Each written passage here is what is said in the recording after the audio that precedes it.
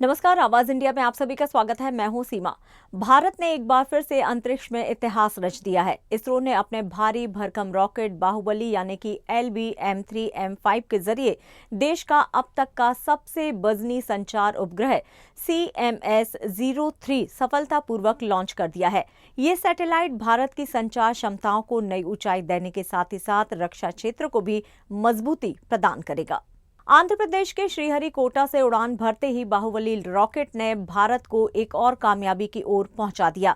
लगभग 4,410 किलोग्राम वजन वाला CMS-03 सैटेलाइट अब भारत की धरती से भू समकालिक स्थानांतरण कक्षा यानी कि GTO में पहुंच चुका है। ये भारत की अब तक की सबसे भारी सैटेलाइट लॉन्चिंग है। ये 3 चरणों वाला रॉकेट है जो 2 ठोस मोटर S-200 स्टेम ऑन, एक द्रव प्रणोदक L-110 कोर स्टेज और एक क्रायोजेनेटिक C-25 स्टेज है। इन्हीं की ताकत से अब इसरो पूरी तरह से आत्मनिर्भर हो गया है, जो 4,000 किलो तक के भारी संचार उपग्रह को खुद प्रक्षेपित कर सकता है। बताया जा रहा है कि ये सैटेलाइट रक्षा क्षेत्र के लिए भी अहम साबित होगा।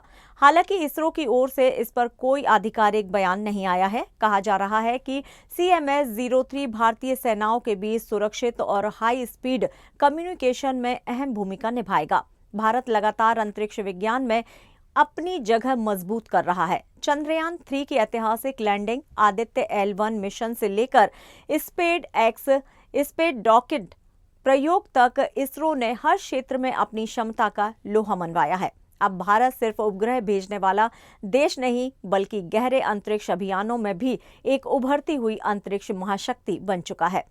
हाल ही में नासा और इसरो के संयुक्त मिशन निसार ने भी पृथ्वी से क्लाइमेट और पर्यावरणीय बदलावों की निगरानी में नई दिशा दी है, जबकि स्पेसएक्स मिशन के जरिए भारत दुनिया का चौथा देश बना जिसने अंतरिक्ष में 2 उपग्रहों को डॉक करने की तकनीक सफलतापूर्वक हासिल की है।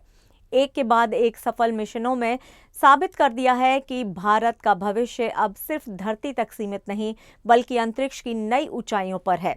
इसरो की ये सफलता न केवल वैज्ञानिक उपलब्धि है, बल्कि हर भारतीय के गर्व का प्रतीक भी है।